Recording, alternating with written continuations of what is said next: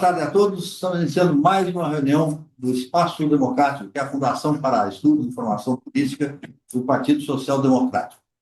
Hoje nós temos o prazer de receber o economista Fábio Jambiagi, economista brasileiro, especialista em finanças públicas e previdência social. Aliás, desde 1984, ele faz parte do quadro de profissionais do BNDES. Seja bem-vindo, Fábio. É um prazer estar com vocês. Muito obrigado pela possibilidade do convite e debater um tema tão importante com vocês. Será que é inevitável ter que fazer uma reforma da Previdência em 2027? Até 2027? Perfeito. Vamos lá. Excelente pergunta que dá origem a uma longa fala. Então, deixa eu situar o tema. Eu comecei a tratar do assunto de Previdência em 1992, 93. A grande reforma foi aprovada em 2019. Mas, naturalmente, quem com origem técnica começa a participar desse debate público sobre um tema tão controverso, aprende rapidamente que a política manda nesse campo, não é? Então, a reforma de 2019 só pode ser aprovada porque havia um ambiente prévio de discussão aberta, ampla, democrática e intensa que propiciou as condições para que aquilo que era inicialmente considerado tabu tivesse passagem política. Cabe lembrar, inclusive, que no primeiro turno na Câmara, que foi decisivo, uma vez que após essa votação o resto era uma questão de tempo, para um quórum de reforma constitucional de 308 votos, a proposta foi aprovada em primeiro turno com 380, 381 votos, tá?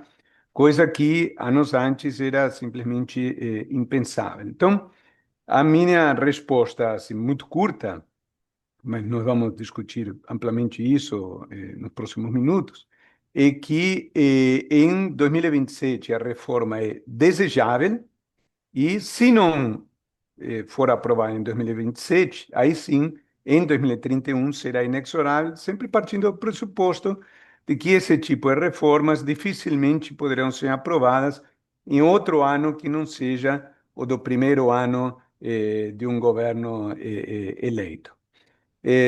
Para tratar com mais intensidade, mais profundidade o assunto, aí eu queria voltar um pouco no tempo, de uma forma muito resumida.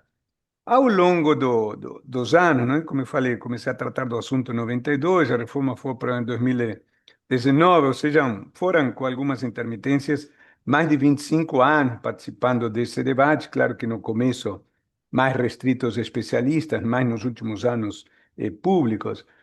Eu tinha, eu, Paulo Tafner e outros que tratamos do assunto, tínhamos chegado a um conjunto de propostas que poderiam ser elencadas na forma de um decálogo, não é? Que fica elegante sempre esse número de 10 ideias, que eu vou enunciar rapidamente daqui a pouco, mas eu era, nos debates, nas defesas que eu fazia, o primeiro em dizer o seguinte: eu defendo essas 10 medidas, né?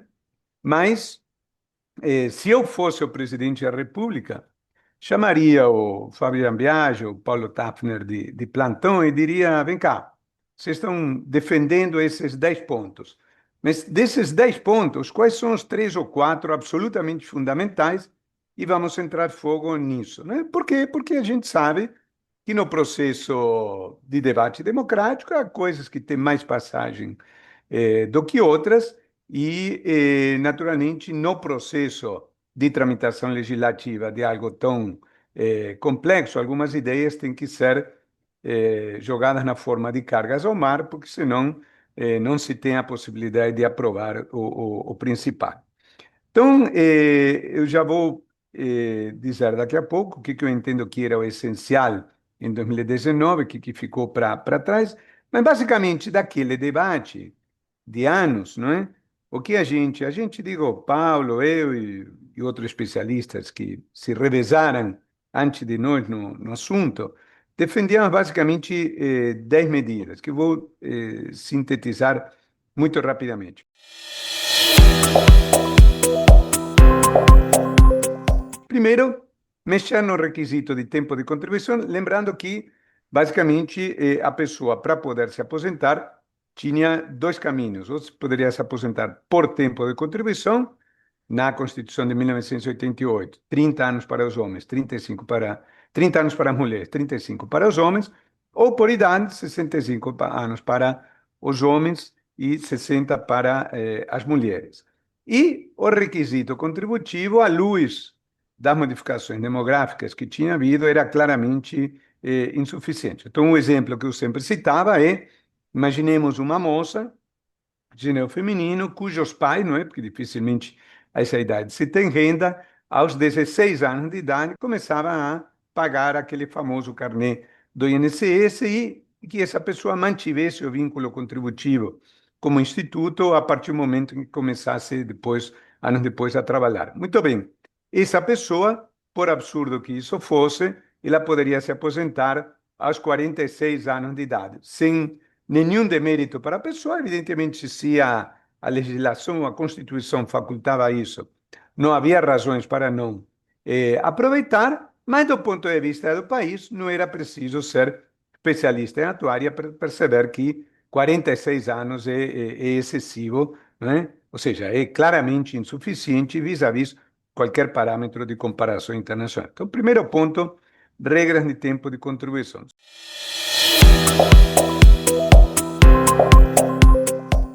Segundo ponto, diferencial de gênero, e aí eu, por razões óbvias, não é, dada a sensibilidade do assunto, eu dizia que falava como homem, marido e pai, assumindo, reconhecendo que havia uma dívida de metade da sociedade em relação à outra metade, né, dos homens em relação às mulheres, associada a uma série de características que fazem com que o peso da maternidade, que é uma bênção, mas que sem dúvida nenhuma implica também sacrifícios físicos, financeiros, etc., afetava muito mais as mulheres do que os homens. Mas, mesmo reconhecendo isso, o fato é que este diferencial de 5 anos que era adotado em favor das mulheres estava se tornando, com o passar do tempo, excessivamente oneroso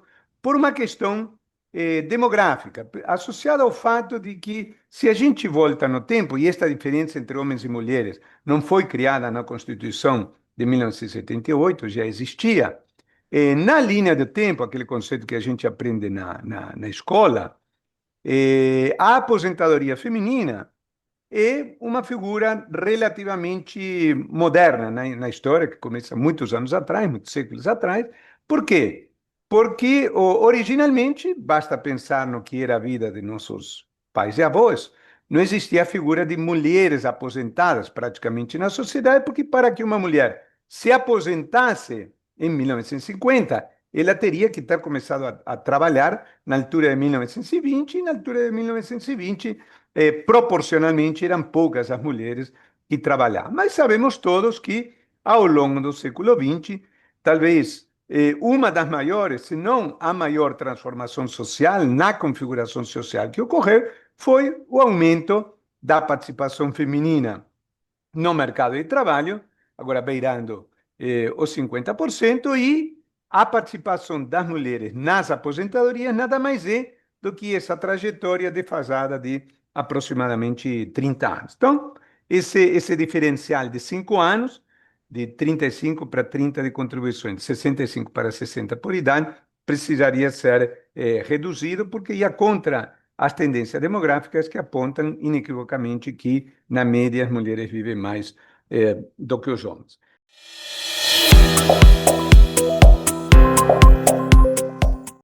Em terceiro lugar, era necessário mexer no benefício rural, em que a esta diferença de gênero se adiciona também a diferença entre os requisitos urbanos e rurais, que faziam com que, se uma mulher poderia se aposentar por idade aos 60 anos, no caso das mulheres no meio urbano, 5 anos antes dos homens, no caso do meio rural, isso se dava já aos 55 anos.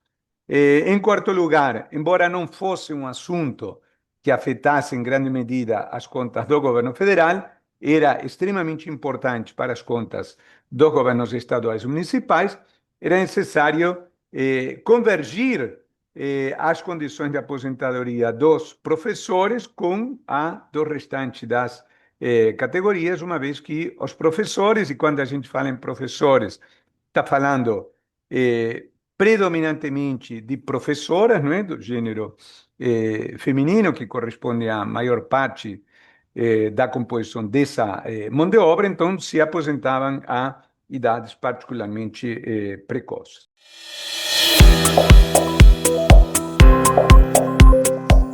O requisito de idade, o parâmetro básico do sistema, que é 65 anos para os homens, era perfeitamente razoável nas condições em que foi aprovada na época, a nova Constituição de 1988, mas a partir do momento em que, de lá para cá, a expectativa de vida aos 65 anos tinha se ampliado em 4 anos, este número, este parâmetro de 65 anos para aposentadoria por idade já tinha ficado defasado em relação à realidade.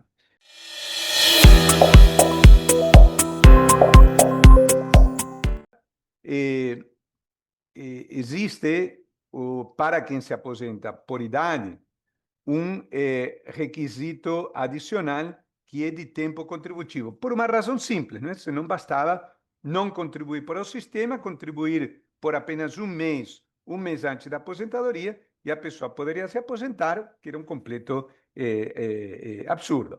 Então, este requisito de período contributivo para quem se aposenta por idade, para quem se aposentava por tempo de contribuição, era 30 mulheres, 35 homens. Para quem se aposentava por idade, existia um requisito contributivo que, logo depois quer dizer, por ocasião da Assembleia Nacional Constituinte, era de 5 anos.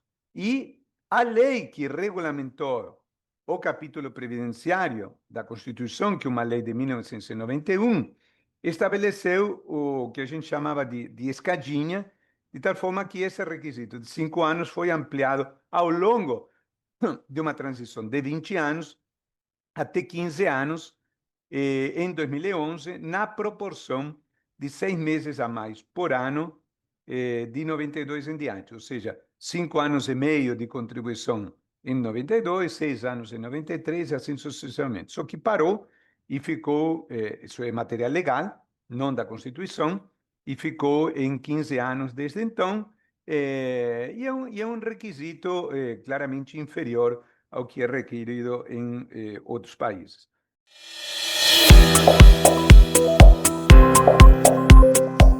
Mexer na figura da pensão, que era dada até então na proporção de 100% do benefício para o cônjuge remanescente. O Instituto da Pensão é, obviamente, totalmente meritório, mas, o que eu vou dizer agora, eu sei que sou antipático, mas é a realidade da vida, quando, tipicamente, um casal composto por um homem e uma mulher, digamos, no sentido da família tradicional, uma das partes morre, não é que a despesa da família cai 50%, porque tem algumas despesas que são mantidas. Por exemplo, aluguel, tenha 1, 2 ou 3 habitantes na casa, vai ser o mesmo. Mas é claro que despesas com alimentação, com médicos, com lazer, com transporte, etc., caem, grosso modo, 50%. Então, não fazia sentido que o benefício fosse de 100% do benefício original, ou da pensão, seria necessário mexer.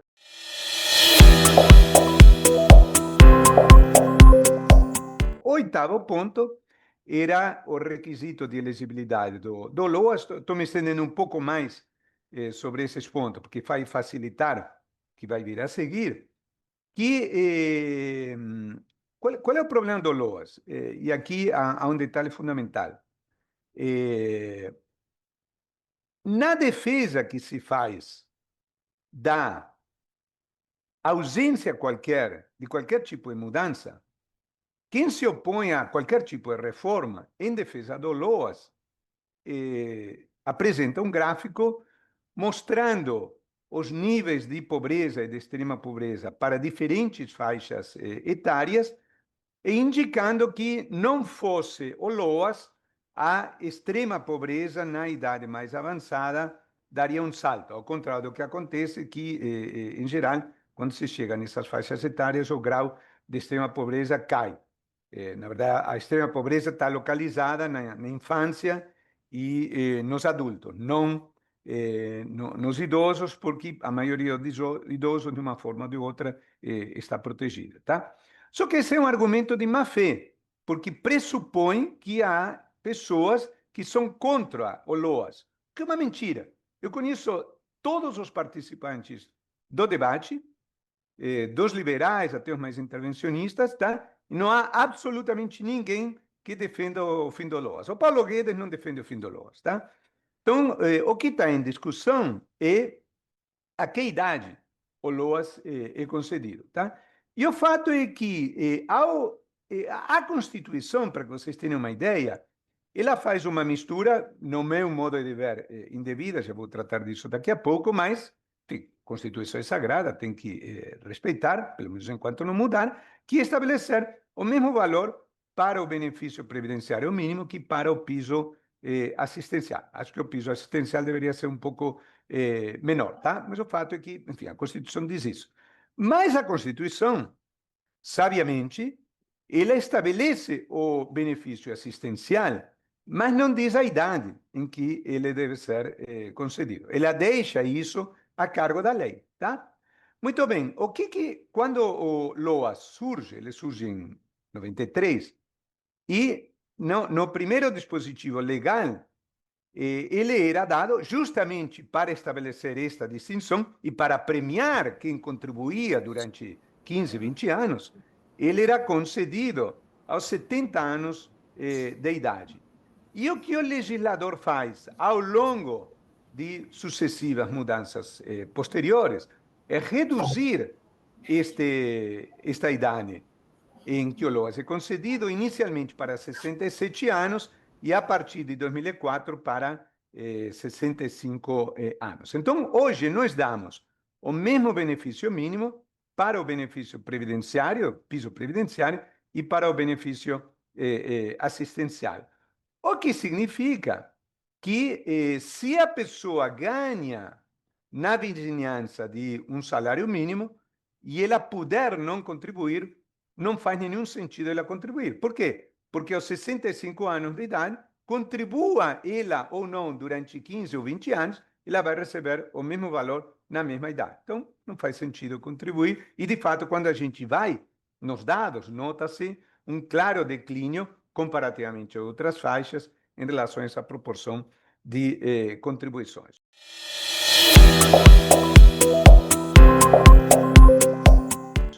O nono ponto, que vai tomar uma parte importante da discussão. Então, sobre isso não vou me alongar, porque vou tratar mais em detalhe disso daqui a pouco. É o salário mínimo, em que nós tivemos, já desde o começo do Plano Real, um incremento real desta variável de quase 200%, e como 2 de cada 3 benefícios do INSS são de um salário mínimo, então o efeito disso já ultrapassa 45% da folha do INSS, ou seja, 1%, em números redondos, não é, com uma casa decimal, 1% de aumento do salário mínimo significa 0,5% de aumento da despesa do INSS, que se soma à realidade demográfica, que faz com que todo ano mais 1,5%, 2,5% de pessoas estejam aposentadas ou sejam pensionistas.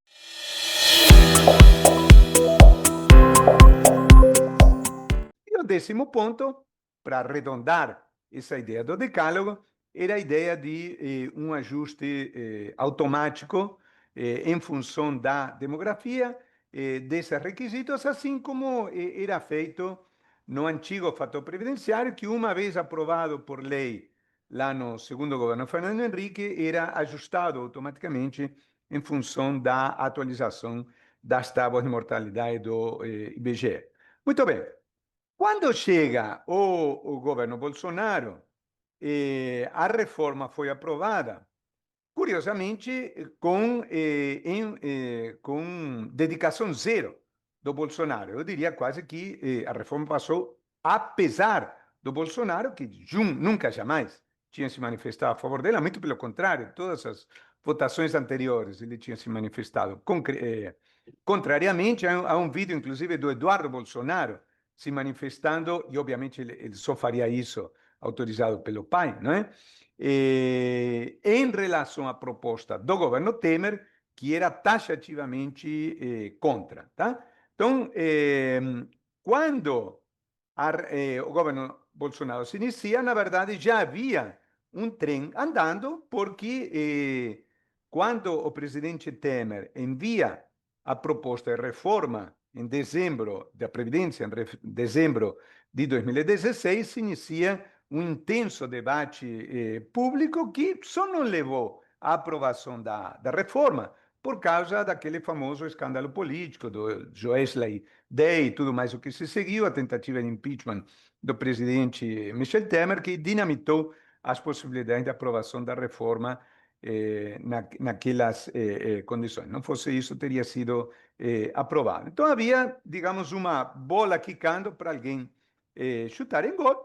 Houve méritos da equipe econômica, o ministro Paulo Guedes desempenhou, mas eu diria que os grandes méritos foram, além do debate prévio, houve uma condição muito feliz do processo por parte do deputado Rodrigo Maia. Agora, nesse processo de trâmite legislativo, evidentemente que tinha que se fazer algumas escolhas políticas que eu, como técnico, e todos nós que defendíamos as medidas, né, entendemos perfeitamente, não é, atentos à realidade política, e se privilegiou aquilo que, naquela ocasião, era mais importante. E o que era mais importante acabar com as aposentadorias absurdamente precoces que existiam com aquele regime. Eu estou me referindo essencialmente às aposentadorias por tempo de contribuição. Eu citei um caso extremo, não é, de uma moça que começa a contribuir aos 16 anos e poderia se aposentar com 46 anos. Claro que estatisticamente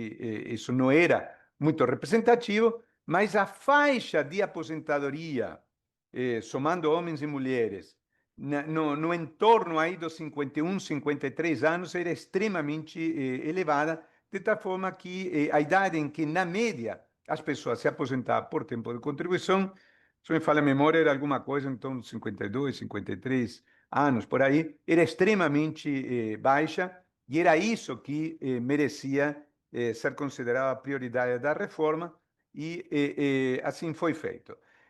Para este grupo, a reforma foi particularmente contundente, tá? Vamos pensar o caso de uma pessoa que comece a contribuir com 18 anos, essa pessoa, até então, do sexo masculino, com 53 anos, ou seja, com 35 anos de contribuição, ela poderia se aposentar.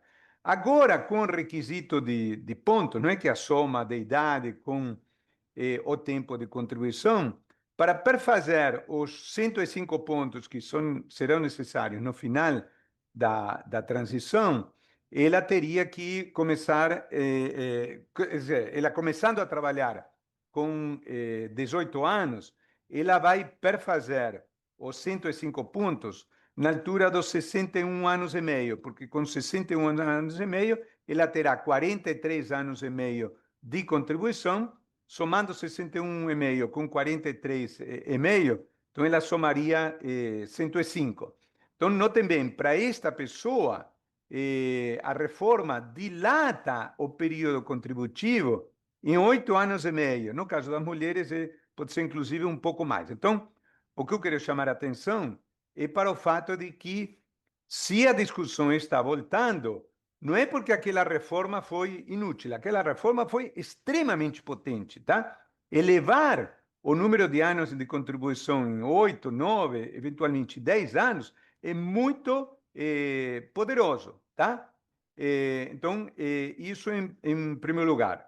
Se mexeu nas condições de aposentadoria das pessoas que se aposentavam por tempo de contribuição. E a segunda mudança mais relevante foi mexer no requisito de idade do gênero feminino no meio urbano, que até então havia uma diferença de 5 anos, não é? 65 anos para os homens, 60 para as mulheres, e no caso das mulheres passou para 62, na proporção de meio ano a mais por ano a partir de 2019, com uma transição que se encerrou em 2023, ou seja, as mulheres precisavam ter 60 anos e meio em 2020, 61 em 2021 e assim sucessivamente. Então, é como se vocês tivessem uma porta e essa porta, durante um período de 4 anos, ela se estreita. Então, naturalmente, o fluxo de novas aposentadorias femininas, ela passa a se dar a uma velocidade menor. E foi isso que aconteceu. Eu combinei com o Rondino, né, que não apresentaria um PowerPoint, que essa forma de Zoom, tanto como palestrante como espectador, sempre achei meio chato, tá? Mas podem acreditar em mim, eu venho trabalhando com esses dados. Quando vocês veem a taxa de variação das aposentadorias por tempo de contribuição e a taxa de variação das aposentadorias urbanas por idade, elas claramente declinam a partir de 2019 por efeitos da reforma durante um período, tá? Mas estes efeitos tendem a se esgotar. No caso da regra por idade das mulheres, já se esgotou, ou seja, voltamos à velocidade de cruzeiro associadas à demografia, e no caso das condições de aposentadoria por tempo de contribuição, como na maioria dos casos esse impacto é entre 7 e 9 anos, grosso modo, então ele tende a se esgotar até a altura de 2028, 2029, ou seja, até o final do próximo governo, já novamente vamos estar alargando essa porta, digamos assim, e a velocidade com que as pessoas irão se aposentar por tempo de contribuição voltará a aumentar. O que nós teríamos que fazer nestas condições, nós como país, né? Dado o fato de que teríamos uma janela de oportunidade em que, durante alguns anos, a velocidade de aumento das aposentadorias seria menor. Deveríamos aproveitar esta circunstância única para reduzir a relação entre a despesa do INSS e o PIB, para preparar o país para quando a velocidade do crescimento do numerador voltasse a aumentar até o final da década, tá?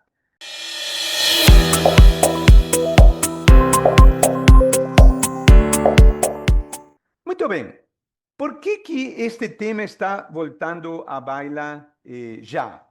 Eu brincava, na altura de outubro ou novembro de 2019, quando foi aprovada a reforma, que eu imaginava, todos sabíamos desde o primeiro momento que haveria uma nova rodada do que chamam de ajuste de parafusos, né, de mudanças paramétricas. Mas eu honestamente achava que essa reforma ficaria para a altura de meados finais da década de 30, porque eu brincava, ninguém aguenta mais, nem eu mesmo me aguentava falar de reforma da Previdência depois de tantos anos. Que dirá então o pobre do cidadão comum depois de ser bombardeado durante 3 anos por um tipo de temática que, vamos e convenhamos, não é agradável, tá? O que aconteceu de lá para cá que piorou as coisas, tá? Basicamente, três questões afetando negativamente o tema. Em primeiro lugar, um completo absurdo do ponto de vista de uma visão de longo prazo da questão, que é a nova regra do salário mínimo adotada pelo governo Lula em 2023. Por quê? Porque aqui não estamos, como eu falei, não estou apresentando um PowerPoint, mas todos vocês podem entender o que eu vou dizer. Imaginem uma curva com a evolução da despesa previdenciária futura, então uma curva ascendente, onde a inclinação é positiva, porque a cada ano há mais aposentados e pensionistas. Vale lembrar que a reforma ela visava simplesmente reduzir essa velocidade. Ninguém que defendesse a reforma jamais ousou dizer que a reforma iria reduzir a despesa previdenciária, porque isso seria uma mentira, tá? Todos nós sabíamos que ela continuaria aumentando, porém, menos. O que a regra do salário mínimo faz, lembrando que 2 de cada 3 benefícios são indexados ao salário mínimo, é deslocar essa trajetória para cima, não é? Com uma inclinação muito maior, tá? Então, isso não estava nos cálculos quando foi feita a reforma. Se trabalhou com a ideia de que, como era praticado até então, o salário mínimo seria corrigido pela inflação, e não pela inflação mais 2,5%, 3%, como veio sendo corrigido recentemente, tá? E, além disso, houve duas novidades, uma afetando diretamente o sistema e a outra indiretamente, que é o que tem acontecido com auxílio-doença e BPC, tá? No caso do auxílio-doença, que forma parte da despesa do INSS, o auxílio-doença é como uma espécie de seguro, tá? Boa parte de vocês, imagino, devem ter carro, e se tem carro, boa parte de quem tem carro tem um seguro. Por quê? Porque se houver um sinistro, o prejuízo é muito grande. Então você paga um X, e aí, se o carro for roubado, tiver algum acidente grave, então aquilo é coberto pelo seguro. Só que o auxílio-doença é um seguro pelo qual não se paga diretamente, porque está tudo no mesmo bolo da contribuição ao INSS, onde se mistura o que é previdenciário, o que é um benefício de risco. O fato é que, evidentemente, que o benefício do auxílio-doença ele é inteiramente justificável do ponto de vista da justiça social, porque, evidentemente, qualquer um de nós, seja por nós mesmos ou pelos nossos parentes mais próximos, gostaria que, se por alguma hepatite, por algum problema do gênero, tiver que ficar fora do mercado de trabalho de 6 meses, que a pessoa não ficasse a mínimo. Então, auxílio-doença é totalmente justificável. Agora, nós sabemos o país em que vivemos. Tem muito malandro solto, tá? E cada um de nós, ao longo da vida, ouviu a expressão de algum conhecido, de algum motorista de táxi, de uma pessoa numa mesa de bar, que diz, não, eu conheço fulano, ele está encostado no INSS. É uma característica de uma faixa da sociedade. Então, não adianta a gente se iludir em relação a certas características do ser humano, tá? Da mesma forma que uma seguradora, quando lhe apresenta um sinistro, ela não pode não pagar a todos, porque senão vai começar a correr a informação de que essa seguradora nunca paga o sinistro e ela irá à falência. Se ela for boazinha, se ela não pedir uma série de papéis, ela também irá à falência pela prática de fraudes em que, infelizmente, o país tem uma certa prática. Então, há uma dosagem justa, que a pessoa tem que pedir 3 papéis, depois 4, depois 5. Quando a pessoa entrega o sexto documento, então, finalmente paga. Mas faz parte da função. Eu acompanho isso há 20 anos, tá? E é uma gangorra. Quando o governo relaxa, esse negócio aumenta, tá? E quando o governo aperta os parafusos, esse negócio cai. O parâmetro de referência inicial era 500 mil auxílios-doença por mês no começo dos anos 2000, tá? E ao longo de alguns anos, praticamente sem que ninguém fizesse nada, isso escalou para 1,5 milhão de pessoas. Ora, o Brasil não entrou em guerra. Naquela época não tinha havido nenhuma pandemia, tá? Então aquilo era evidentemente absurdo, requeria, da mesma forma que se começa a ter muito acidente de carro, não é? Demandado para as seguradoras, tá? E as seguradoras não têm nenhuma indicação de aumento da sinistralidade nas declarações, nos BOs da polícia, etc. Claramente há um aumento das fraudes. Era exatamente isso que estava acontecendo. Com uma qualificação, tá?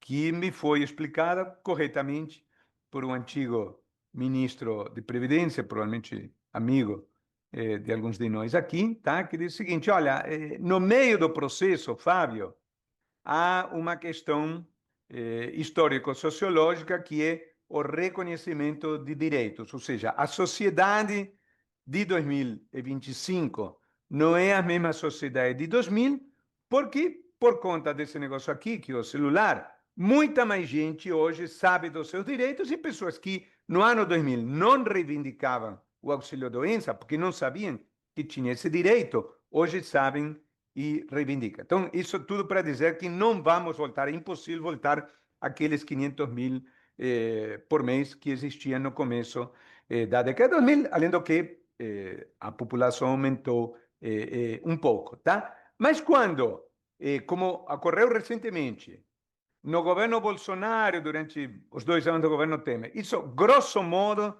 se manteve em torno de 1 milhão por mês, tá? Subia um pouquinho, caía um pouquinho, tá? E quando começa o governo atual, ele passa a aumentar 50% num ano, sem que ninguém fizesse nada. Sem que ninguém fizesse nada. Isso é a prova cabal do que era a gestão do ministro Lupi, tá? Por quê? Porque numa empresa privada, se no principal centro de custos eu tenho algo que aumenta 50% no ano, tá? Ou seja, estamos falando de alguma coisa em torno de 4 e alguma coisa por cento ao mês, tá? No primeiro mês, o cara percebe. No segundo mês, o chefe do cara percebe. No terceiro mês, o sujeito já começa a ser chicoteado para que descubra o que está acontecendo. Se no quarto mês aquilo se mantém, alguém é demitido. E aqui no Brasil, acontecia isso sistematicamente e ninguém mexeu um dedo para reduzir isso. Então, isso afetou as contas do INSS. A outra questão que afeta lateralmente, porque não afeta as contas do INSS, mas afeta o espaço para o INSS, e o que aconteceu com o LOAS, tá? Com uma taxa menor, só que num universo muito maior. No caso do auxílio-doença, era 50% sobre 1 milhão. No caso dos benefícios assistenciais, a base era 5 milhões. Então, quando aumento 10% em 5 milhões, o efeito que se tem, numericamente, é o mesmo de aumentar 50% sobre 1 milhão. Então, esta variável que deveria aumentar por razões demográficas alguma coisa em torno de 2% ao ano, um pouquinho mais, um pouquinho menos, ela passa a aumentar 10%. Então, o que ocorre? A despesa com LOAS aumenta muito, e aí aumenta muito o gasto total, e aí, quando começa a aumentar o gasto do INSS, começa a esbarrar em outros, e isso, enfim, cria o tipo de conflito que estamos começando a ver se reproduzir, tá? Bom, o que eu quero dizer com tudo isso, tá? É que, à luz do que está acontecendo, tá? Eh, eu não sei, certamente o Felipe viu, até porque acho que ele já escreveu sobre isso, tá? Não sei quantos de vocês viram os números da última da proposta de LDO, da Lei de Diretriz Orçamentária. Lembrando que o orçamento tem que ser enviado pela Constituição ao Congresso Nacional até o dia 31 de agosto de cada ano. Em geral, é votado, espera-se que em dezembro, no ano passado não foi, tá? Para vigorar a partir de 1º de janeiro do ano que vem. Mas o orçamento deve ser elaborado com base na chamada Lei de Diretrizes Orçamentárias, ou seja, que fixa as bases para a elaboração do orçamento, que é, pela Constituição, encaminhada no mês de abril ao Congresso. E estabelece as linhas gerais e os grandes números alguns anos à frente, tá? E a LDO deste ano, que eu honestamente, e acho que o Felipe escreveu algo nessa linha, teria simplesmente vergonha profissional de apresentá-la, tá? Era um negócio, foi um negócio tão esculhambado, mas tão esculhambado, que criou um conceito logicamente absurdo de gasto negativo. Para que vocês tenham a ideia, tem um quadro que apresenta as principais rubricas, 5, 6, 7, e no final tem as despesas discricionárias, tá? Que são a conta que fecha a conta, ou seja, eu tenho um total dado pelo arcabouço, eu tenho as principais rubricas, pessoal, INSS, etc., tenho as despesas obrigatórias e tenho as despesas discricionárias, que é o que sobra. O problema é que nas despesas discricionárias nós temos as famosas emendas parlamentares, que são sagradas, até porque são compulsórias, tá? Então, na verdade, as despesas efetivamente discricionárias são muito aquém das despesas formalmente chamadas de discricionárias, tá? Hoje, digamos assim, grosso modo, metade, tá? Então, tenho 200 discricionárias, tá? Não, um pouco menos, digamos, 75%. Então, tenho 200 discricionárias, 150 efetivamente discricionárias, 50 de emendas, tá? Estou trabalhando com números redondos em bilhões, tá? Muito bem. Só que se as despesas discricionárias vão crescendo com a receita, porque são uma função da receita, as emendas, desculpem, e as discricionárias vão caindo, porque sobra cada vez menos pelo aumento da despesa previdenciária.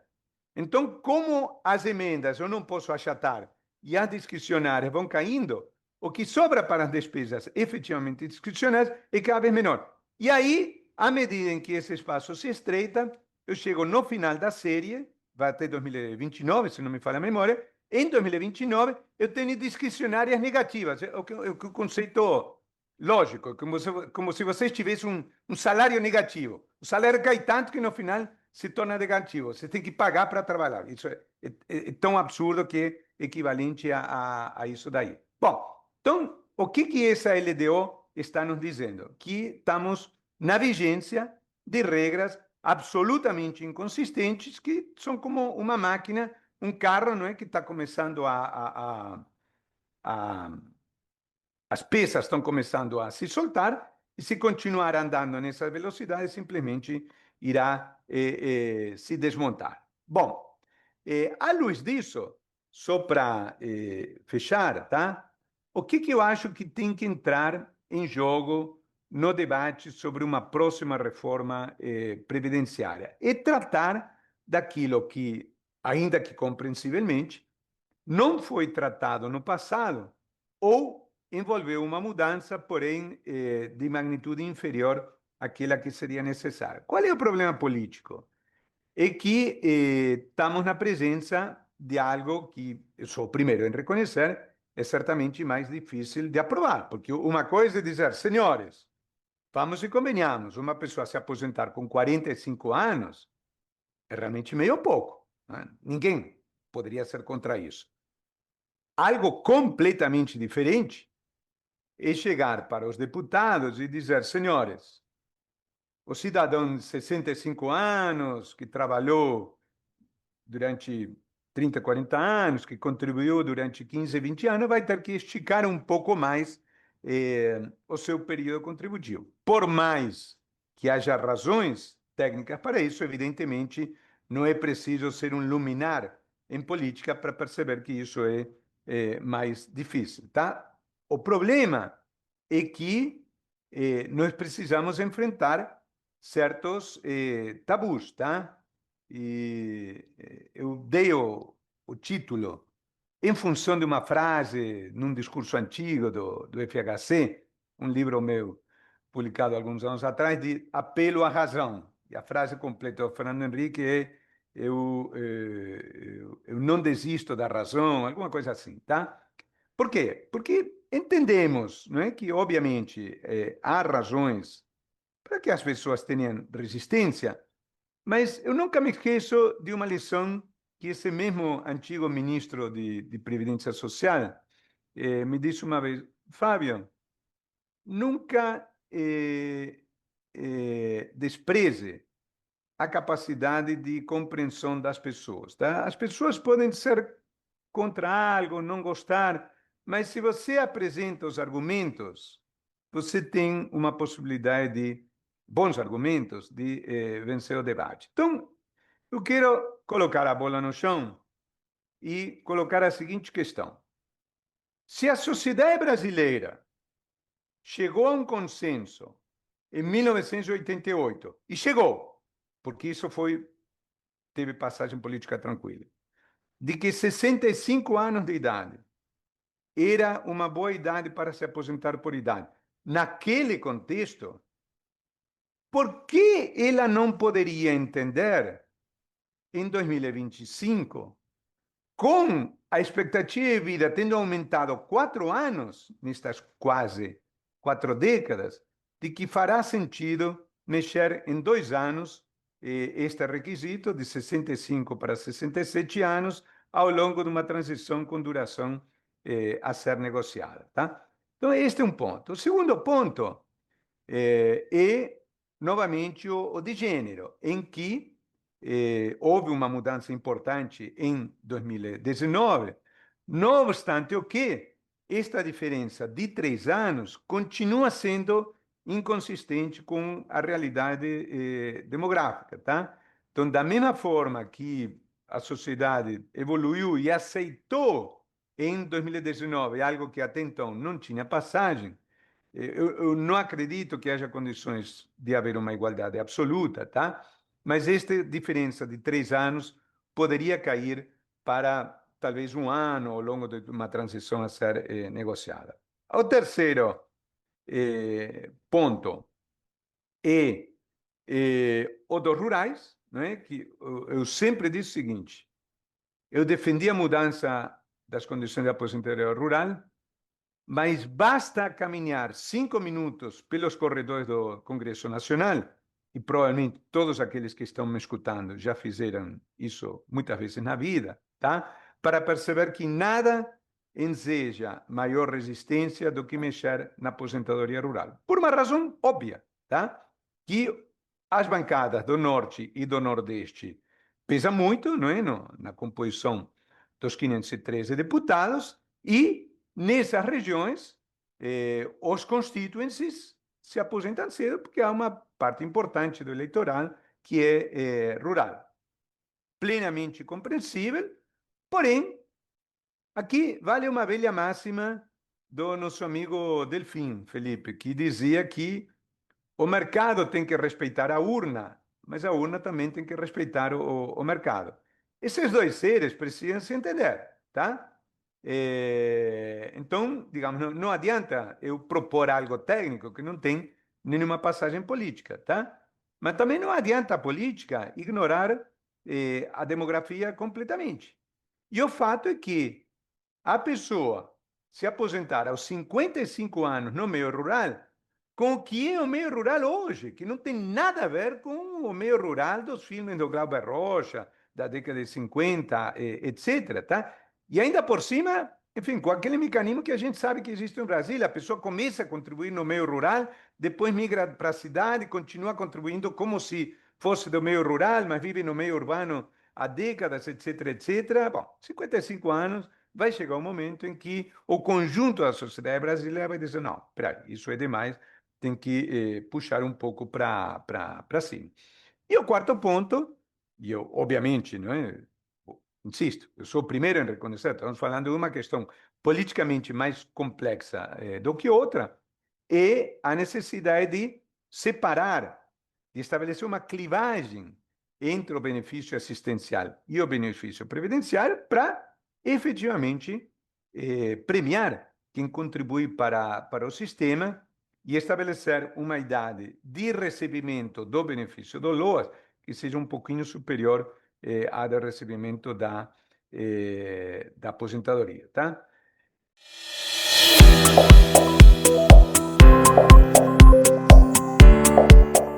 De 2016 para cá, eu mudei de opinião, deixei de defender a desvinculação, embora no íntimo, como economista, entenda que ela seria a solução mais justa, porque não há por que o salário mínimo no mercado de trabalho não incorporar os ganhos de produtividade. Acho que nisso todos os economistas estamos de acordo. O problema é transferir isso para a Previdência, que já enfrenta o problema do aumento do envelhecimento da população, etc, etc.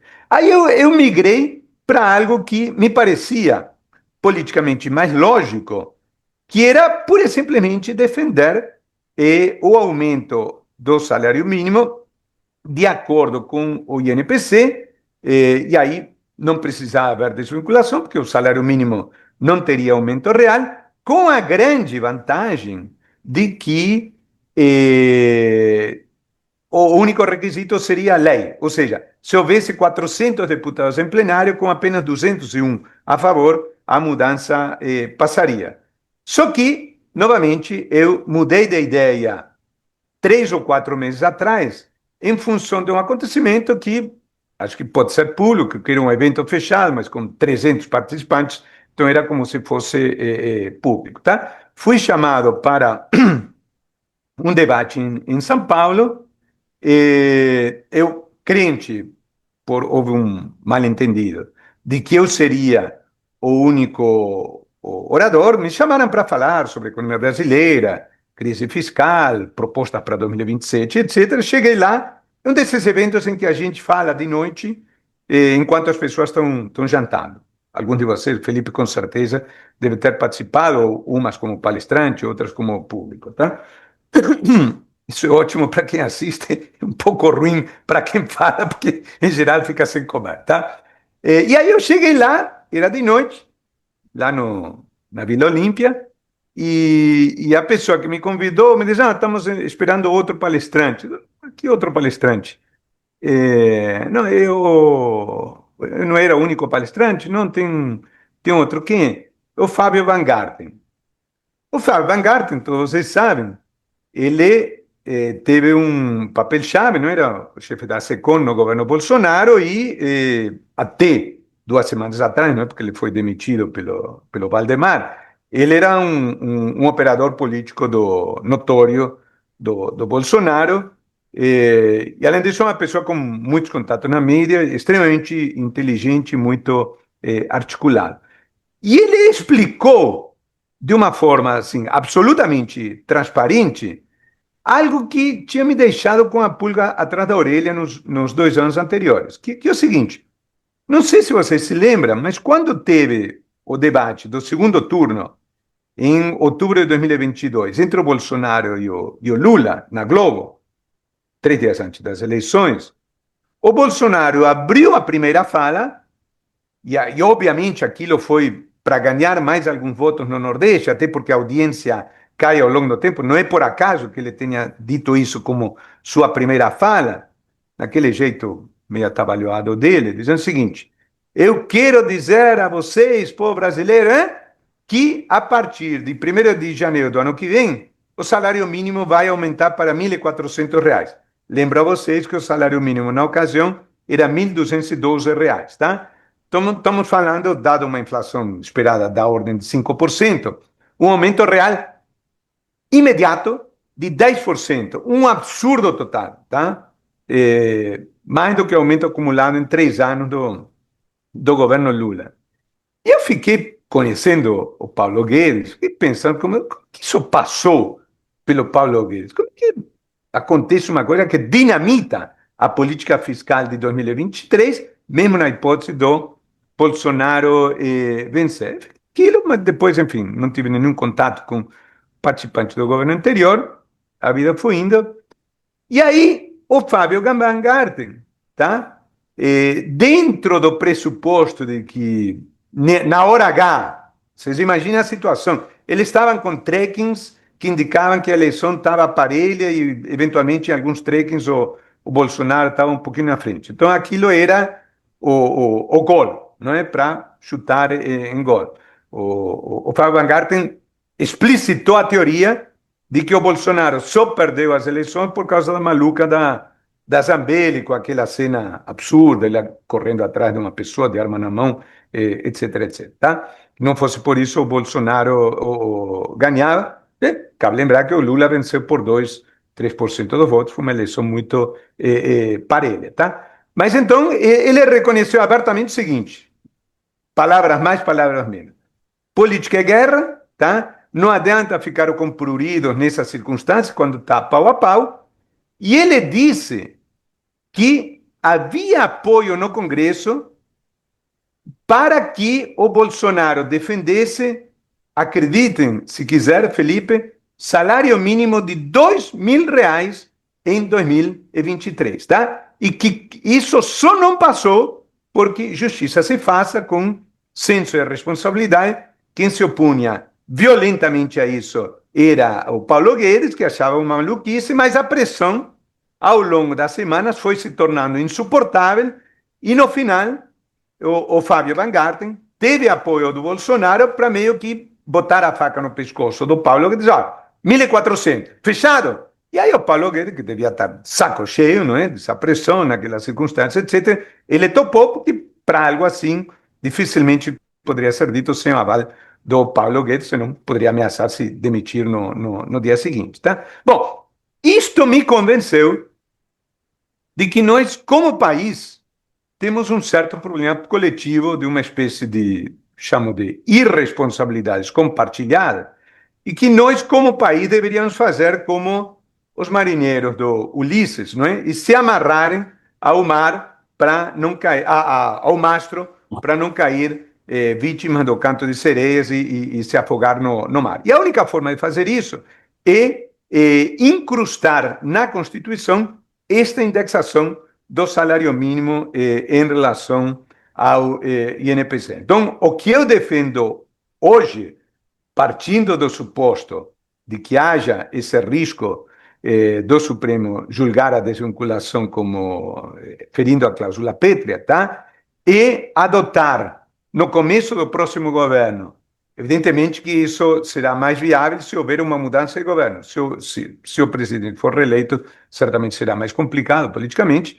O que eu chamo de uma super PEC, tá? Que, grosso modo, mantém as regras do arcabouço, sabendo que as regras do arcabouço são lei complementar, não são Constituição, tá? Mas o espírito, mas que torne outras regras consistentes com... Porque qual é o problema do arcabouço? O arcabouço, o problema não é a regra em si do gasto crescendo 70% da variação da receita, e sim as outras regras complementares que dinamitam a possibilidade de cumprir com o arcabouço, em particular, salário mínimo, saúde, educação e outras, tá? Então, nós deveríamos ter uma super PEC para harmonizar esse conjunto de regras, tá? De uma forma consistente com o arcabouço. E aí, nesse contexto, a minha proposta seria enviar uma proposta ao Congresso estabelecendo na Constituição que o salário mínimo será indexado ao INPC por um período, talvez, de 3 períodos de governo, eventualmente, enfim, aí teria que refazer a conta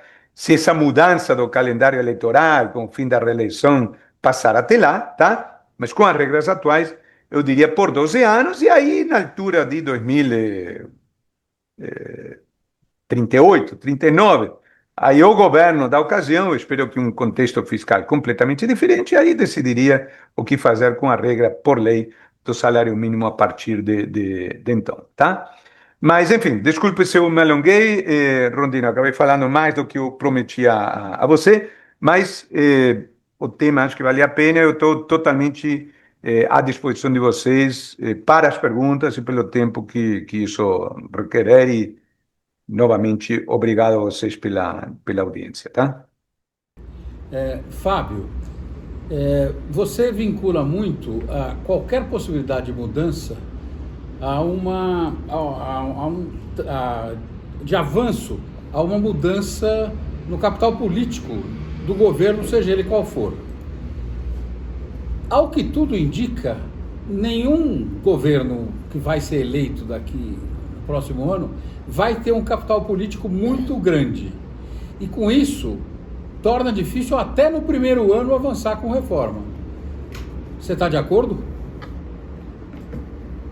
Vamos lá, eu vou ser totalmente transparente sobre um tema extremamente delicado, tá? Que eu, digamos, só para que não haja a menor dúvida sobre digamos, o que eu penso, eu no primeiro turno, na eleição passada, votei na Simone, e no segundo votei no presidente Lula, tá?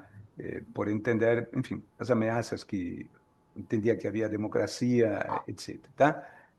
Um pouco dentro desse espírito da Frente Ampla. Mas eu estou, enfim, eu nasci em 62, tenho 63 anos. Além disso, em 64 eu era bebê e estava na Argentina. Mas li muito sobre aquele período que alguns de vocês vivenciaram, tá? E eu estou muito preocupado com o risco de que haja uma crise política muito, muito séria em 2027, na hipótese de que o presidente se reeleja e, ao mesmo tempo, tencione manter as linhas gerais da política econômica. Simplesmente não há possibilidade alguma disso dar certo até 2030. O trem sai dos trilhos e aí o paralelo com aquele período dramático da vida do país de 2015 e 2016 me parece óbvio, com a diferença, claro, de que, em termos de habilidade política, o presidente Lula não se compara com a presidente Dilma, mas também estamos todos de acordo que o presidente Lula de hoje também não se compara com a sagacidade política do Lula de 2003, 2004, etc. Tá? Então, o risco é ele dobrar a aposta. Ele está tendendo a fazer isso, até com essas nomeações que estão sendo faladas para o Ministério, e ele dobrando a aposta, não vejo como depois vai dar uma guinada de 180 graus e ele querendo manter a política, o risco de termos uma crise econômica gravíssima, que não vejo como não gerar uma crise política muito grande, também me parece muito grave. Na hipótese de vitória da oposição, eu acho que o quadro parlamentar fica mais favorável, porque, naturalmente, em caso de mudança de governo, é natural que haja uma mudança de orientação, tá? E, na verdade, embora o PT e as forças afins ao PT tenham uma parcela relevante, importante do Congresso, nós sabemos todos que, o que eu vou dizer aqui não tem nenhum sentido pejorativo, não é? A expressão simplesmente, aquilo que genericamente se chama de centrão, que hoje parte dele está com o governo, e poderia perfeitamente aderir de armas e bagagens a um governo, seja do Tarcísio, seja do Caiado, seja lá de quem for, tá? Então, não vejo o conjunto de forças mais ideológicas, historicamente alinhadas ao PT, com poder de veto para ter 2/5 dos votos requeridos para vetar uma mudança constitucional. Agora, vai depender também da força, da disposição do governo em efetivamente fazer mudanças. O que eu sempre digo é o seguinte: para aprovar esse tipo de coisas, é preciso ter um conjunto de requisitos, tá? E o primeiro deles é um diagnóstico correto da situação. Preciso saber onde se está, para onde se quer ir e como transitar, né? E ter uma boa capacidade de articulação no Congresso e de persuasão junto à sociedade. Acho que qualquer um desses nomes que estão sendo falados, dos famosos 4 ou 5 governadores que poderiam ser candidatos de um campo alternativo ao governo, são pessoas tarimbadas politicamente que eu vejo que teriam essa habilidade. Mas vamos aguardar. Acho que a sua pergunta é pertinente. Eu não tenho como ser categórico, mas subjetivamente talvez eu seria um pouco mais otimista do que você em relação a essa possibilidade, caso haja uma mudança de governo.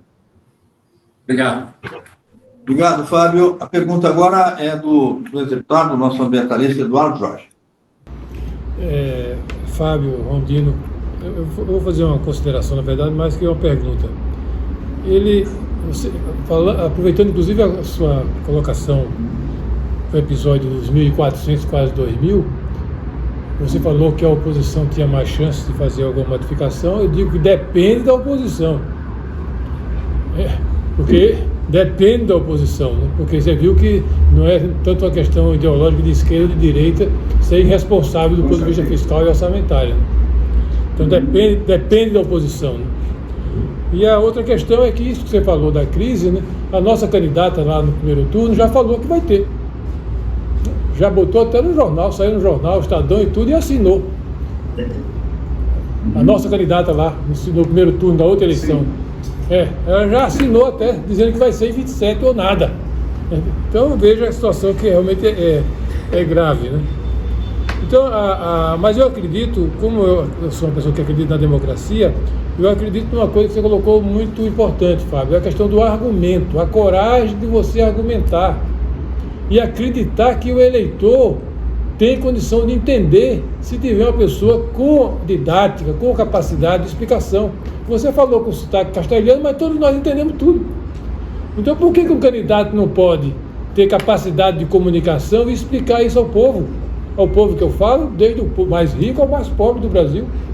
O problema é que eu acompanho essa questão da Previdência porque eu era do PT o responsável por isso, da Constituinte, depois na Comissão de Seguridade Social, apresentei aquela primeira proposta em 93 de reforma da Previdência. E digo para você, em todas as eleições que eu acompanhei, do lado do PT, e olhando a disputa entre os dois grandes líderes que nós tivemos nesses 30 e tantos anos, que foram o Fernando Henrique e o Lula, nenhum deles teve coragem de explicar isso ao povo. Nenhum deles nunca teve coragem de dizer que era preciso fazer reforma do tipo que você explicou.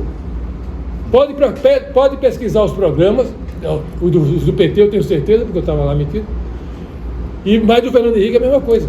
Não diziam, não falavam, não explicavam, e depois queriam fazer reforma, a fórceps, em cima do Congresso Nacional.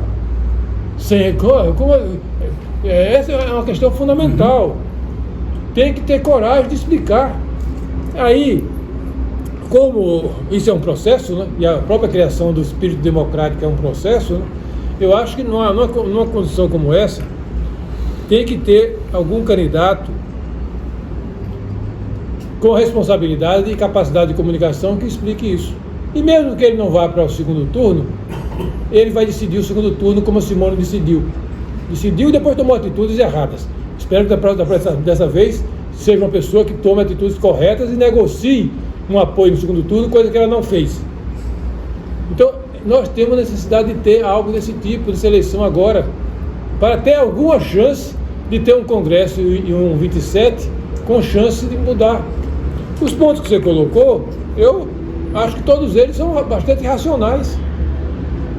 De 1 a 10. É questão de você discutir e ter apoio político. E como você falou logo no começo, a questão da Previdência é uma questão essencialmente política, de apoio político. Não é uma questão só de racionalidade. Então, eu termino dizendo o seguinte, eu acho que uma questão que dá uma base política assim, e afetiva, de uma pessoa ter coragem de dizer o que você disse numa eleição, eu colocaria alguns requisitos. Primeiro, né? Ele tem que propor que no Brasil vai ser uma aposentadoria única, não vai ter ninguém que esteja fora da aposentadoria única. A futura aposentadoria não vai deixar ninguém de fora. E esse que eu digo ninguém de fora, não são os mais pobres, nem aqueles que estão no trabalho insalubre. São aqueles que são na elite. Então, a Previdência que eu vou propor reformar vai unificar, não vai ter nenhuma diferença mais para ninguém no Brasil. A segunda é que tem que ter uma transição, respeitar uma transição, explicar uma transição que tranquilize aqueles que vão sofrer o processo. É propor uma previdência complementar pública e privada para aqueles que querem ganhar mais do que esse piso, esse teto da única, que não vai ser um teto muito alto, né? Aqueles que quiserem poupar, apliquem numa previdência pública e privada e se garantam no futuro. Explicar as exceções, né? Um trabalhador no local insalubre, é claro que ele vai ter redução, né? Mas está bem claro, é esse aqui, é essa categoria X. Eu acho que esse tempero, né? Esse revestimento, né? Dá condição da pessoa ter coragem de colocar isso para uma eleição presidencial e defender uma reforma. Sem isso, né, o que vai acontecer é que nem o candidato A, nem o candidato Z vão defender e depois querem tirar a força para o Congresso Nacional. Ou seja, é um estelionato político. Bom, deputado, antes de mais nada, prazer. Acho que a gente tem alguns amigos em comum, nunca tínhamos nos encontrado na vida, mas acompanho muito. Acho que alguma vez, em algum momento, eu votei no seu nome para presidente, em algum turno, tá? Então, uma satisfação conhecê-lo, não poderia concordar mais com a sua apreciação geral. E aqui eu queria fazer dois comentários só reforçando um pouco essa impressão. Primeiro, contar uma pequena anedota pessoal. Você deve lembrar que em 2007 o Lula criou o chamado Fórum Nacional da Previdência Social. E aqui eu vou contar uma pequena história pessoal acontecida comigo, porque serve para entender um pouco essa dinâmica política. No primeiro governo Lula, o ministro da Previdência era o Marinho, Luiz Marinho, tá? E aí ele, como era candidato, acho que a deputado, ele se descompatibilizou em março, abril de 2006 e assumiu o ministério um técnico que me merece o maior respeito, que era o Nelson Machado, tá? Com quem eu tinha um diálogo cordial, e ele chamou, na altura de julho, agosto, junho de 2006, né? Ainda logo depois do mensalão, mas já com o presidente Lula candidato à reeleição, nos chamou e disse o seguinte: olha, o governo está pensando em criar um fórum da Previdência Social, eu tenho muito interesse em ouvir vocês, e ficamos uma hora conversando, muito amistosamente, nós três, Paulo Tavner, eu e o ministro da Previdência do governo Lula, discutindo quais poderiam ser os contornos de um fórum amplo, democrático, de uma discussão intensa, etc, etc. Eu saí de lá pensando com meus botões.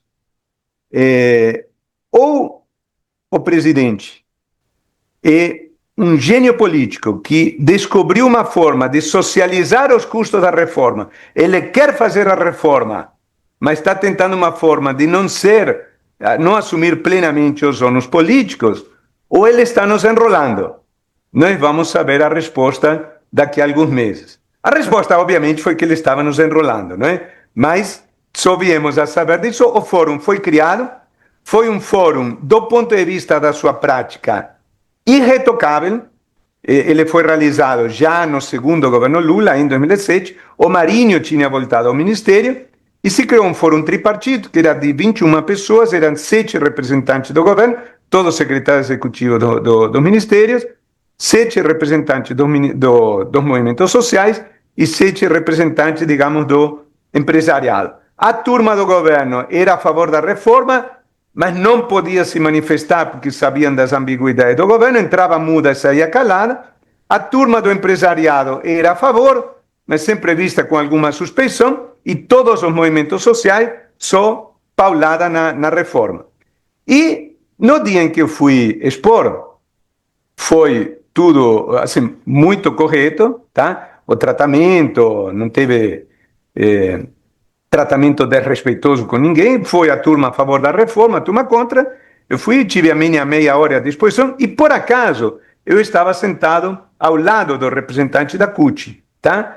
Que era aquele sindicalista típico, né? Assim, meio como dono do pedaço, né? Aquele governo, etc. E eu falei, mais ou menos com a contundência que eu expressei as minhas ideias aqui, e quando acabei de falar, abriu-se a palavra para o plenário, não é? E o primeiro que pediu a palavra foi essa pessoa, esse representante da CUT, não é? Que era um dos 7 representantes dos movimentos sociais.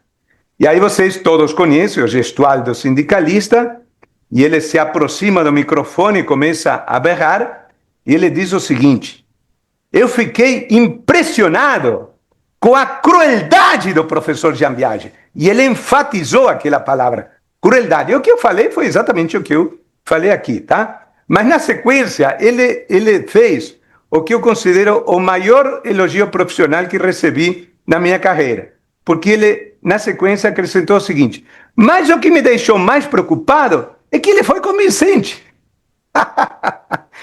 E depois ficou 10 minutos falando contra mim, mas sem nenhum argumento, ou seja, só palavras duras, etc., adjetivo, mas, enfim, não tinha condição nenhuma de sustentar um diálogo, tá? Bom, Fecho, eu vou para o segundo ponto. Acho que muitos de vocês sabem, eu, por conta dessa origem familiar, acompanho muito de perto a Argentina, e eu passei a defender nos últimos meses uma ideia com a qual não simpatizo em absoluto, porque as características desse cidadão me geram verdadeiro horror pelo trato que ele dá às pessoas. Estou me referindo ao presidente Milei, tá? É que se nós não tivermos como sociedade a sabedoria de mexer nessas regras enquanto é tempo, vai chegar um momento em que vai ocorrer aquilo que todos queremos evitar, porque eu, durante muitos anos, eu fui injustamente acusado de defender o arrojo dos aposentados, o que é uma mentira absoluta, tá? Que não há absolutamente nenhuma vírgula minha escrita ao longo de 41 anos de profissão que me tenha me feito defender uma redução do valor real das aposentadorias, tá? O que eu defendi era uma mudança de regras. Mas se nós não tivermos a sabedoria política de saber mudar enquanto é tempo e mantivermos essas regras malucas, vai chegar um momento no futuro em que não vai dar para corrigir sequer pela inflação. E aí vamos chegar ao que eu chamo de momento Milei, tá? O que aconteceu na Argentina no ano passado? As aposentadorias caíram 15% em termos reais. Todas. De quem ganha mais até quem ganha menos. O sujeito que ganhava $150 perdeu 15% de poder aquisitivo, tá? Mas, claramente, há uma aceitação social. Você pode dizer, uma resignação. É algo que em outras circunstâncias seria absolutamente inimaginável. Se o Macri tivesse feito 8 anos antes o que o Milei fez agora, ele não teria completado o primeiro ano de mandato, tá? Mas nas circunstâncias dramáticas às quais chegou a Argentina em 2023, houve um espaço para aprovar coisas que em outras condições que são duríssimas socialmente, mas que em outras circunstâncias não teria a menor passagem. Então, a minha preocupação é que isso hoje não está no horizonte previsível, mas nós hoje estamos com um déficit entre 8% e 9% do PIB e brincando de aumentar 3%, 2,5% as aposentadorias de algo que já aumenta acima do PIB. Então, assim, qualquer pessoa que faça contas, obviamente tem que ficar, eu não uso a expressão para mim, porque eu já fiquei careca, não é? De cabelo em pé, avaliando as perspectivas futuras da trajetória da variável. Muito bom, Fábio. Obrigado. E agora, para encerrar, a pergunta vem lá do companheiro Vilmar Rocha, lá de Goiás, nosso diretor de Relações Institucionais. Vilmar? Muito bem. Eu sou da área jurídica e fui congressista. E durante muitos anos no Congresso, acho até que o Eduardo também participava disso lá, houve um debate, uma discussão forte, política, se os direitos sociais integravam ou não as cláusulas pétreas. Isso nunca colou, nunca foi para frente, até porque as cláusulas pétreas são muito claras. São 4: a forma federativa do Estado, o voto direto, secreto, universal e periódico, a separação dos poderes e os direitos e garantias individuais, que são os direitos básicos: liberdade de expressão, liberdade de crença, direito à vida, segurança, etc. Então, eu não vejo por que ter receio numa possibilidade de uma PEC que desvincula o salário mínimo do aumento real, do Supremo considerar inconstitucional. Onde está aí, nos 4 pontos das cláusulas pétreas, essa questão? Não passa nem perto. O problema é o seguinte, a gente não tem que, eu tenho uma visão conceitual que a gente não tem que buscar o consenso. A gente tem que fazer o consenso. Isso é muito importante politicamente, tem que fazer as coisas e buscar o consenso, e não aderir ao consenso. Então, num caso em específico, eu não vejo muita razão de fazer sondagens ao Supremo, etc. Tem que fazer e buscar o consenso. A segunda observação é também de natureza, ponderação de natureza política.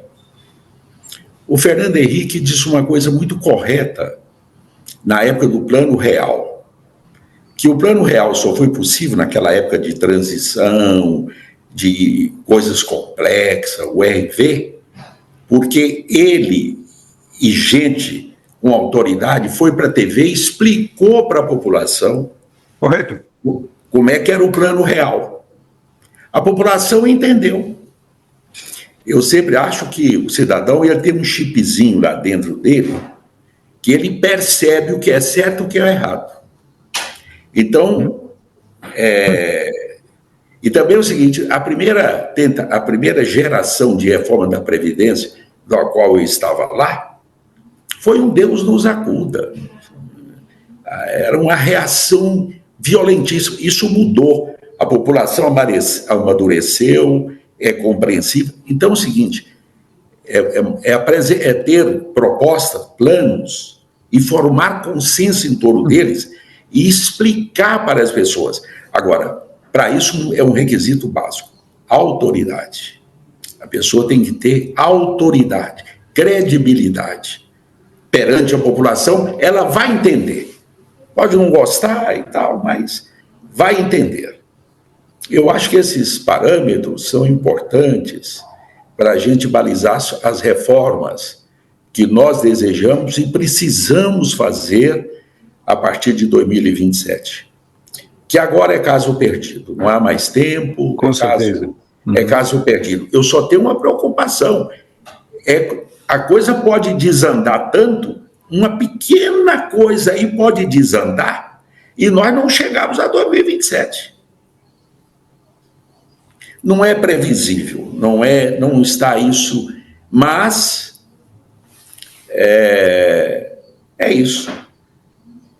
Esses são os nossos desafios para frente. Então, muito parabéns pela a sua contundência, a clareza da sua exposição. Eu não tenho perguntas, mas gostaria de fazer essas duas considerações. Eu lhe agradeço os comentários. Sobre o segundo, não poderia concordar mais. E, de fato, algo que eu era muito próximo da equipe econômica do presidente Temer, sou amigo pessoal do Mansueto, da Ana Paula Vescovi, e acho que a integração que havia... Eu fui parte da equipe econômica do Fernando Henrique, era assessor do ministro José Serra, mas sabemos todos dos conflitos que havia entre o Serra e o Malan na época, e me deu a impressão, já estando fora do governo, que a integração que havia com a área política, por toda a vivência, né, do presidente Temer, ter sido presidente da Câmara 3 vezes, ele é realmente exemplar, no sentido de que a equipe técnica era excelente, não é? Colocava as coisas e tinha um diálogo com a liderança política, e a liderança política dizia, isso aqui sim, isso aqui não, isso aqui ok, mas daqui a 2 meses, etc, etc. Então, eu espero que realmente haja algo assim em 2027. Havia um pouco isso com Fernando Henrique, aí depende um pouco da composição dos ministros, da personalidade, havia um pouco isso no governo Lula 1, e claramente hoje não há no governo Lula 3, e também não havia no governo Bolsonaro. Aí, voltando ao comentário do Eduardo Jorge, né, acerca depende de que oposição, e aí certamente faço uma distinção entre o Bolsonaro, que é absolutamente irresponsável, você quer entender esse tipo de coisa, e os outros governadores, cada um com suas características pessoais, o Tarcísio, o Caiado, o Ratinho, Eduardo Leite, o governador Zema, são todas pessoas moderadas que acho que têm essa vivência e saberiam dar essa condução. Eu sempre faço a qualificação, não é? Quando defendo essas medidas técnicas, mas obviamente subordino elas à determinação política, de que eu sempre digo o seguinte, temos que ir na origem da palavra. Liderança política significa liderar, não é fazer o que as pessoas querem, é dizer, olha, o país está indo para um lugar e eu entendo que o país deve ir para outro, e apresenta razões. Entendo que não necessariamente isso tem que ser explicitado com todas as palavras numa campanha eleitoral. Sei como é que funciona a dinâmica da campanha, mas é necessário evitar ser taxativo durante a campanha em relação a alguma coisa. Se você diz durante a campanha não vou fazer, depois fica difícil fazer. Se você diz durante a campanha vou fazer, depois fica difícil não fazer. Mas todo político líder de um país conhece perfeitamente as virtudes de certa ambiguidade em relação a minha observação determinadas foi com questões. relação ao Supremo. Sim, não, sobre isso, aí estamos falando de algo que foge à minha esfera de competência. Eu só vou ler aqui, digamos, aí eu simplesmente manifesto a minha perplexidade, porque eu realmente não sei quem está com a razão. Mas quando eu provoquei um amigo, considero assim, notoriamente competente sobre o assunto, ele me respondeu o seguinte: a cláusula pétrea está, na verdade, no artigo 7, inciso 4 da Constituição, eu vou ler um parágrafo, que define os parâmetros para a fixação do salário mínimo, os quais, segundo defendidos por alguns, sequer estão sendo cumpridos. Desvincular esse benefício previdencial deste parâmetro, quando o próprio salário mínimo pode ser questionado se já atingiu este mínimo existencial, colocará o STF diante desse tipo de discussão a que a Corte já se mostrou sensível em outros momentos. Mas o STF também é sensível em alguma medida ao equilíbrio fiscal, de modo que uma realidade fiscal de difícil sustentação, aliada à percepção de que o peso da Previdência pode limitar a própria evolução do salário mínimo para que ele cumpra, entre aspas, o artigo 7º, inciso 4º, pode levar o tribunal a aceitar a desvinculação se prevista ao menos a garantia de correção pela inflação. Então, mas isso assim, é cláusula pétrea. Não mas é cláusula pétrea.